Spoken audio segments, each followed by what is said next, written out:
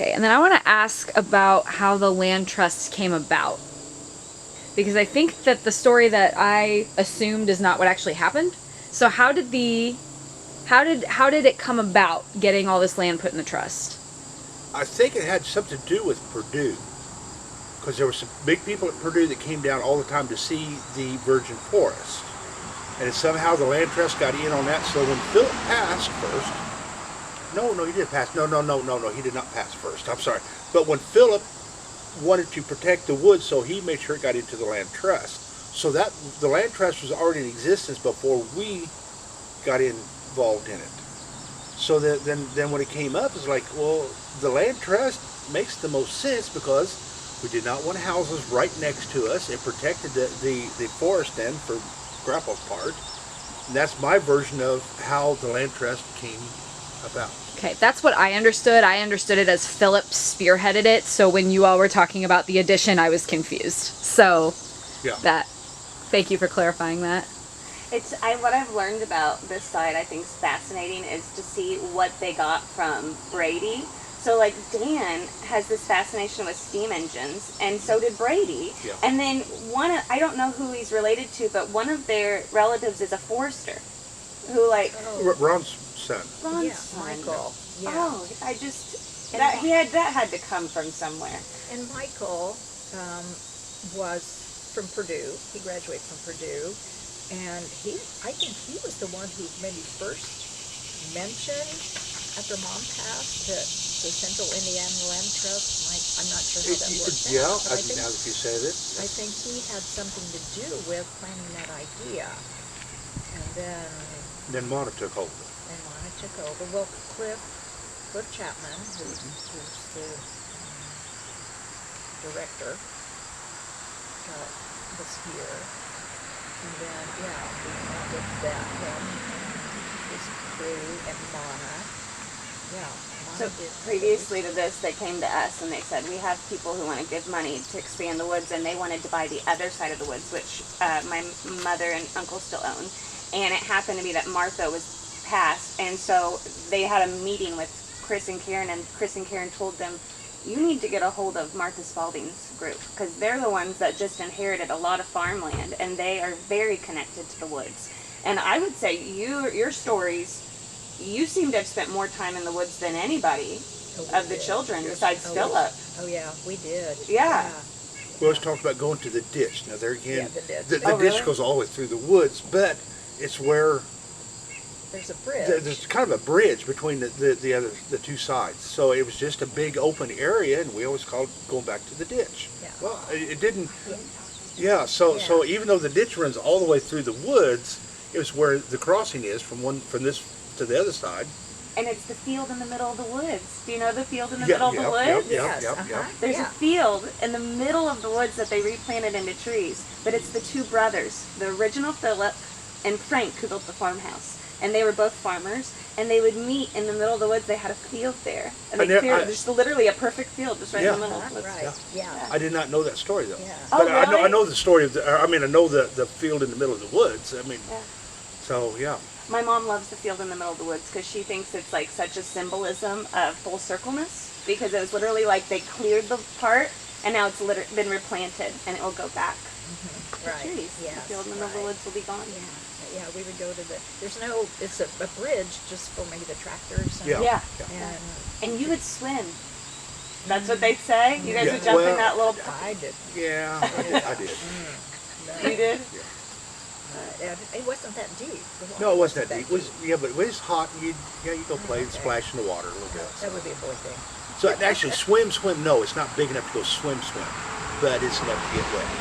Do you know the deers when they came back?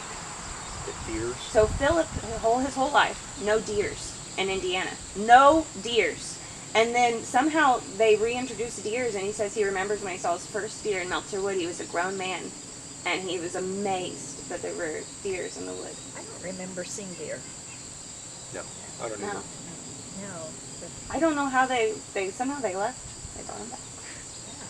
The history of the deer. Yeah, the deer should be in the woods. Do you ever see any animals in the woods when you were little? Maybe squirrels or something playing in the trees.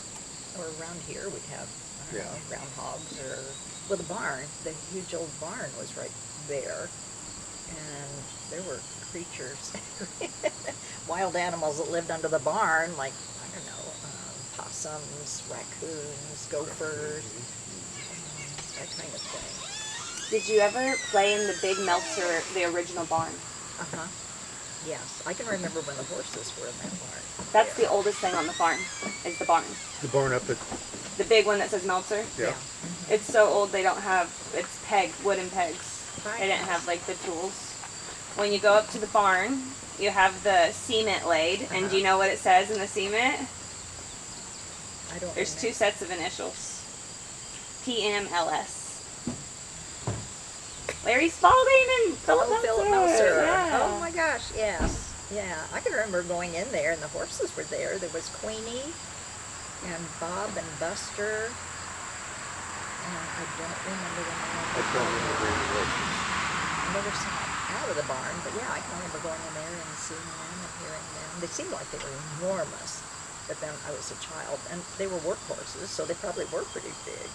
But yeah, we would play up in the hay mow up there where all the straw was. We had here we had straw up in the barn. We were playing in the barn here. Now, see, this barn that was here was the last one that Grandpa cut out on the sawmill.